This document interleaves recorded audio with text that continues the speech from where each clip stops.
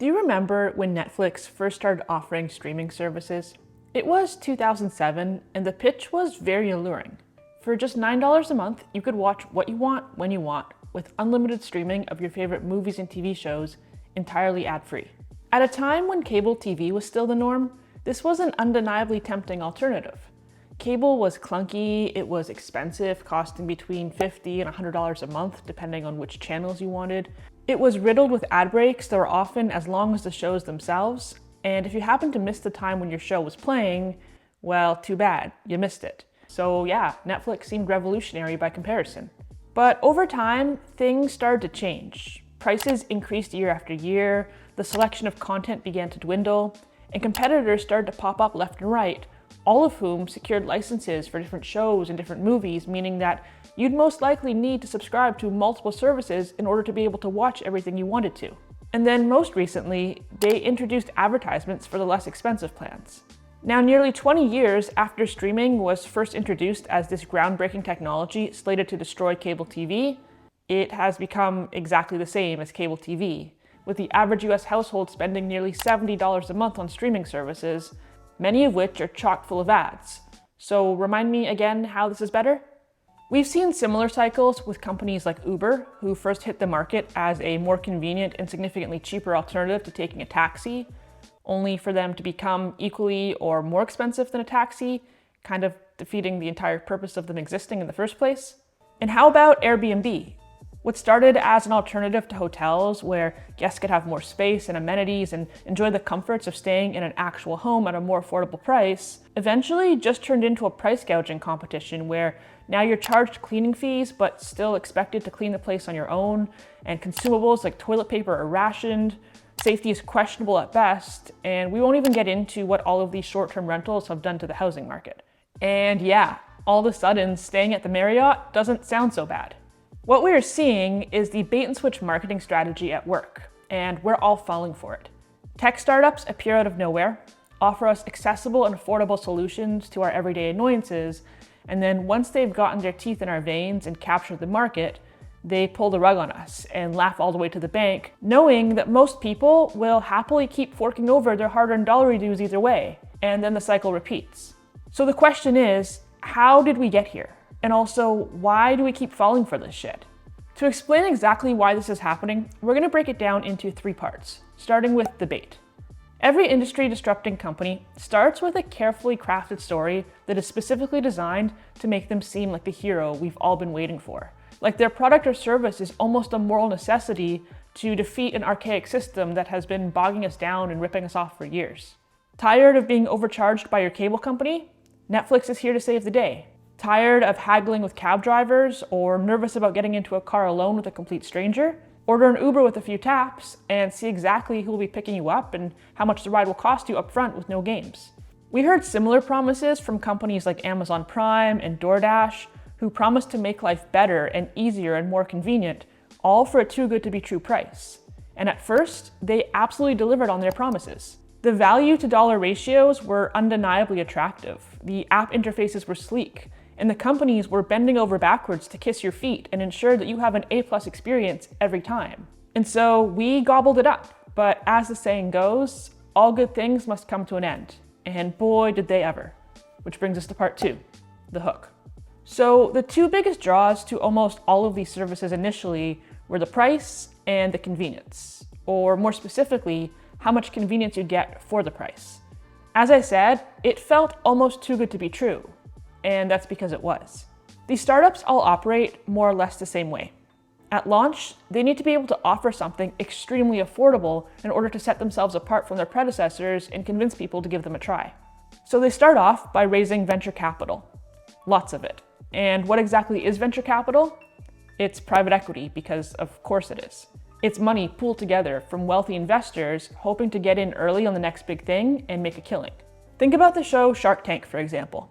The sharks are all venture capitalists who invest money into up-and-coming businesses in hopes that they'll score big.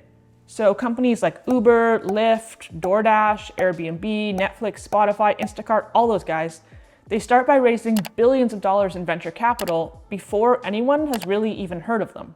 Then they go to market and almost immediately blow through all that money by using it to subsidize the cost of their services, which makes their initial offerings very affordable. But here's the thing. Netflix was never meant to be $9 a month for unlimited streaming, and an Uber across town was never actually just supposed to be 10 bucks. These companies can't earn a profit when charging so little, and they've known that all along, but they use the capital they've raised to subsidize their own services, to offset the costs initially in hopes of drawing you in and having you become reliant on and addicted to their services. And it works. Now, if this describes you, if you feel like you're someone who's become more and more dependent on convenience services over time, it may not be entirely your fault. The fact is that as we go through life, our priorities and our schedules shift, and with that, so do our needs. Things like job changes, growing families, aging, and health concerns can all bring about a lot of stress. So yeah, it's understandable if sometimes you just need a break. If any of this resonates with you at all, and you've been feeling a little overwhelmed or maybe even a little burnt out lately, I can't stress enough how much therapy can help. Today's sponsor, BetterHelp, makes therapy affordable, accessible, and convenient. They'll match you with a qualified therapist who will listen, ask questions, and offer advice, and help you see things from a new perspective. And because it's fully online, you have access to a much wider range of therapists than you may otherwise have locally. The sessions can be scheduled at a time that works for you and can be done over phone call or video call or text message, whatever is the most comfortable and convenient for you. And best of all is that if you don't click with your therapist for whatever reason, you can switch to a new one at any time for free.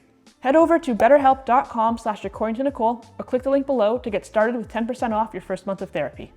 All right, now let's talk about the switch. If you've ever watched Shark Tank, you know that the sharks are rarely concerned about the merits or the quality of a product. At the end of the day, they are just investors, and they just want to maximize their profits by whatever means necessary so they can cash out in a few years' time, sell off their equity, and ride off into the sunset. Okay, that's wonderful.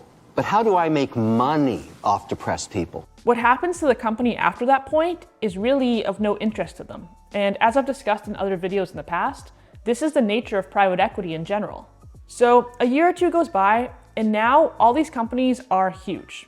They've successfully monopolized the market, making their predecessors and competitors virtually obsolete, and making you dependent on their services.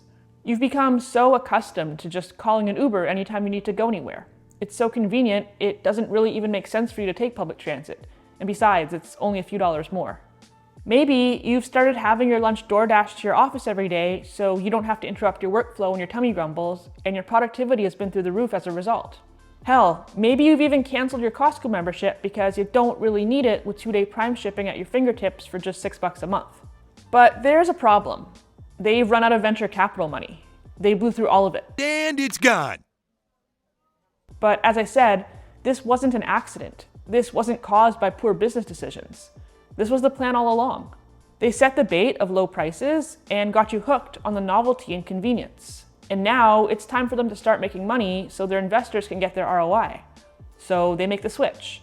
They raise their prices a little, and then a little more, and then a little bit more again. And the service itself starts to decline.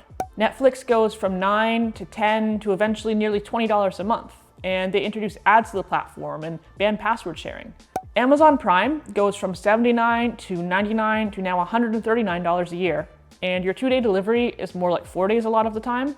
If you're lucky, you'll at least get what you ordered, but I ordered a replacement blade for my blender, and I was sent a bottle of calamine lotion, so Uber rides become prohibitively expensive, and drivers start demanding tips. No joke, I took an Uber for the very first time a few weeks ago when my car was being serviced, and it cost me $15 to go 2.5 kilometers. I probably should have just ridden my bike or something. And speaking of tips and things being stupidly expensive, DoorDash starts adding service fees in addition to their delivery fees, and they mark up every item by 30 to 40% compared to what the restaurant actually charges. And your driver will spit in your food if you don't lock in a generous tip before it's even picked up. So all in all, you're now paying like $35 to have a cold, soggy burrito left on your doorstep, which may or may not have been spit in. All of these companies hit the market with something that was so novel and so convenient and so affordable, it was pretty much a no-brainer. They kept up the act long enough to get you hooked on their services, and then slowly transformed into the exact thing they claimed to be railing against, nickel and diming you all along in the process. And that was always the goal. Netflix never wanted to be better than cable. They just wanted to be the universal cable company. Uber never cared to be superior to cabs. They just wanted to monopolize the taxi industry. Same with Airbnb and all the rest. They never really cared to be better than the other guy. They just wanted to run the other guys out of town and take over. And once a company has successfully monopolized an industry, they then have the power to do whatever they want because the competition is almost non-existent, and the public is so reliant on them that there are no consequences. The thing about convenience is that it's insanely addictive. We talk a lot about lifestyle inflation from a personal finance and budgeting perspective, but the real reason that lifestyle inflation is such a big problem is because deflating your lifestyle after you've inflated it feels almost impossible for most people. Taking the bus, for example, is fine. It's something we've all done probably at various points in our lives, and we made it work. But once you've become accustomed to driving or taking Ubers, public transportation feels like torture. You have to work around a fixed schedule, it takes way longer, it smells funny. The exact same thing can be said about a service like DoorDash. When you've gotten used to not having to cook or even go out to pick up food, DoorDash becomes something you rely on. You may have even scheduled your life around your dependence on it, choosing to fill your schedule with other things now that you don't have to allot time for making food. And these companies know that once people have been spoiled with the luxury of convenience, they'll probably never stop using it, even if they're being blatantly extorted.